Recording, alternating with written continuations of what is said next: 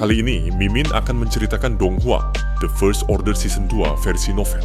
Sebuah kisah tentang dunia yang telah kehilangan tatanannya, di mana peradaban runtuh, hukum tak lagi berarti, dan kekuatan menjadi satu-satunya cara untuk bertahan hidup. Oke, tanpa berlama-lama, mari kita simak bersama alur ceritanya. Sebelum serigala datang, hampir semua orang merasa Ren Xiaosu terlalu berhati-hati. Bahayanya telah berlalu, jadi mengapa dia masih bersikeras untuk melanjutkan? Tetapi ketika serigala tiba, mereka akhirnya mengerti bagaimana Ren Xiaosu berhasil bertahan hidup selama bertahun-tahun di hutan belantara.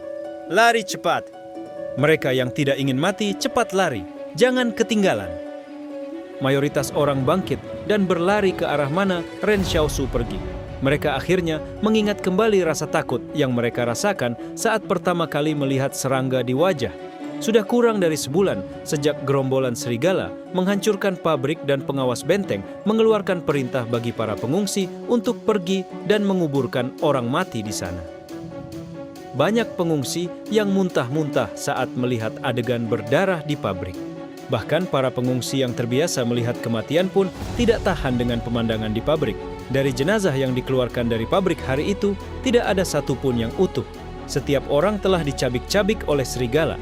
Ren Xiaosu sedang berada jauh dari kota pada saat itu, jadi dia tidak tahu ini terjadi.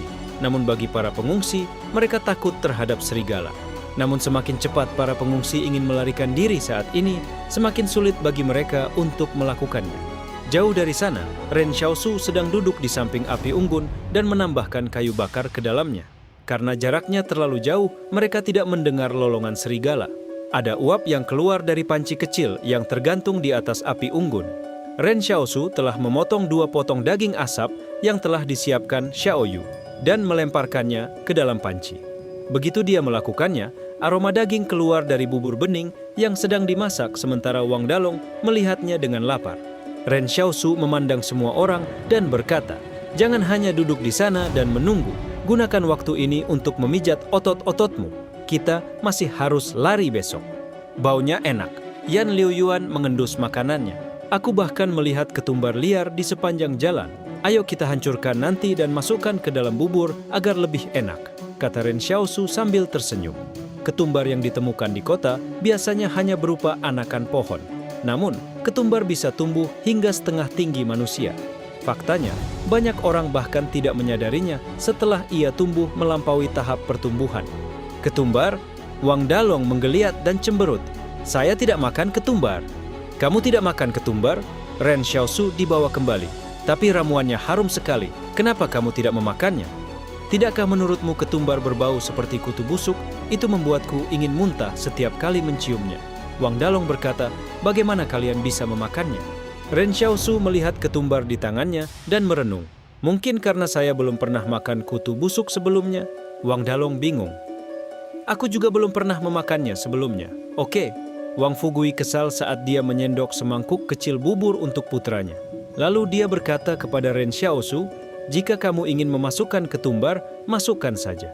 Tapi bisakah kamu tidak membuat anakku sayang jijik?" Ren Xiaosu terkekeh mendengarnya.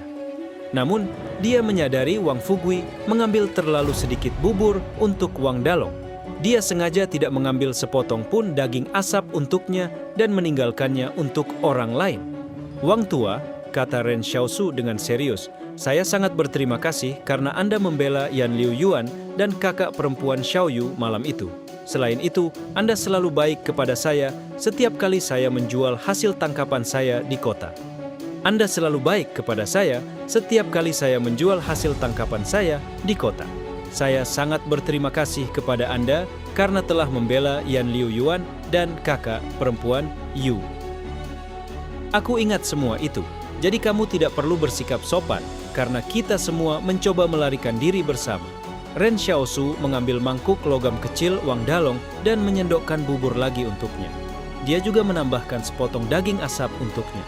Xiaoyu membawa beberapa mangkuk logam. Di awal musim dingin, mereka semua memegang mangkuk logam sambil menunggu bubur menjadi dingin sambil menghangatkan tangan mereka. Ren Xiaosu sering menjual hasil tangkapan burung pipitnya kepada Wang tua, dan sering menyebutkan bahwa dia juga bisa menjualnya ke toko kelontong Li tua sebagai alasan untuk menaikkan tawaran Wang tua. Namun kenyataannya, Ren Xiaosu pernah ke toko Li tua sebelumnya dan mengetahui bahwa dia hanya membeli burung pipit seharga 900 yuan. Sementara itu, Wang Fugui terkadang membayarnya hingga 1.200 yuan. Setiap kali musim dingin tiba, tawaran Wang Fugui untuk membeli burung pipit akan naik beberapa ratus yuan. Dan beberapa ratus yuan itu seringkali cukup untuk membeli mantel baru. Terkadang, Ren Xiaosu merasa bahwa bahkan di masa sulit seperti sekarang, masih ada beberapa orang yang bersinar dengan kebaikan. Itu seperti api arang yang menyala di cuaca bersalju. Wang Fugui melihat daging asap di mangkuk Wang Dalong dan berkata sambil menghela nafas, "Saya senang saya tidak salah menilai kalian berdua." Meskipun Ren Xiaosu dan Yan Liu Yuan bisa sangat menyebalkan, Wang Fugui tahu betul bahwa kedua bersaudara ini sangat sentimental. "Paman Fugi, jangan khawatir." Yan Liu Yuan tersenyum dan berkata, "Setelah kami sampai di Stronghold 109, kami akan membantu Anda membangun kembali toko kelontong. Kita berada dalam keadaan putus asa. Tidak perlu membicarakan masa lalu." Wang Fugui melambaikannya sambil tersenyum. Sebenarnya, Wang Fugui lebih berpikiran terbuka dari yang dibayangkan Ren Xiaosu. Seolah-olah dia tidak terlalu terikat dengan bisnis keluarga yang dia jalankan di Stronghold 113. Tapi saat ini, Ren Xiaosu dan yang lainnya mendengar langkah kaki di kejauhan. Tampaknya ada beberapa ratus orang berlari ke arah mereka. Ren Xiaosu mengeluarkan senjatanya dan melihat yang lain. "Cepat habiskan buburmu." Yan Liu Yuan dan yang lainnya tidak peduli lagi betapa panasnya cuaca. Mereka meneguk bubur sekaligus sesuai instruksi Ren Xiaosu. Untung saja suhunya sudah agak dingin, kalau tidak semua orang akan melepuh lidahnya. Ren Xiaosu mengerutkan kening saat dia melihat kerumunan beberapa ratus orang berlarian. Ada yang tidak beres, orang-orang ini melarikan diri demi nyawa mereka.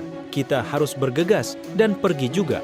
Pada awalnya, Ren Xiaosu cukup penasaran mengapa gerombolan ini tiba-tiba bergerak lagi. Bukankah mereka bilang akan beristirahat di peternakan pasir malam ini? Tapi dia segera menemukan jawabannya. Satu-satunya hal yang dapat membuat orang-orang ini bergerak kembali adalah bahaya. Ren Xiaosu dan yang lainnya juga sangat cepat. Sebelum kerumunan orang ini bisa mendekati mereka, mereka sudah terus melarikan diri. Masa di belakang mereka semua kesakitan dan lapar. Sementara Ren Xiaosu dan rekan-rekannya telah memijat diri mereka sendiri selama beberapa waktu dan bahkan makan bubur panas. Meskipun semua orang berusaha melarikan diri, situasi mereka sangat berbeda. Dan di saat bahaya nyata, Ren Xiaosu dapat membawa barang bawaan semua orang, sehingga kelompoknya lebih mudah. Tiba-tiba, Ren Xiaosu berbalik dan melihat ke puncak bukit di kejauhan. Raja Serigala, keperakan yang dia lihat sebelumnya saat ini, sedang menghadap kerumunan yang melarikan diri di hutan belantara. It was quietly watching its prey. Serigala biasanya mengikuti di belakang mangsanya dan menunggu sampai mereka kelelahan sebelum melancarkan serangan terakhir terhadap mangsanya. Jika massa terus melarikan diri karena ketakutan, mereka mungkin akan kehilangan seluruh kekuatan untuk terus melarikan diri. Jika itu terjadi, sudah waktunya kawanan serigala menangkap mangsanya. Ren Xiaosu mengerutkan kening.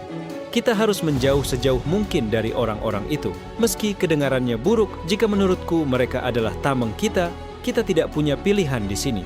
Wang Fugui buru-buru berkata, tidak terlalu buruk menggunakan orang lain sebagai tameng kita. Tapi saat dia menyelesaikan kalimatnya, Ren Xiaosu mendengar deru mesin dan tertegun. Mengapa ada kendaraan di sini? Suara mesin terdengar sangat mendadak di hutan belantara. Kedengarannya seperti auman binatang buas. Tak lama kemudian, Ren Xiaosu menyadari apa yang telah terjadi.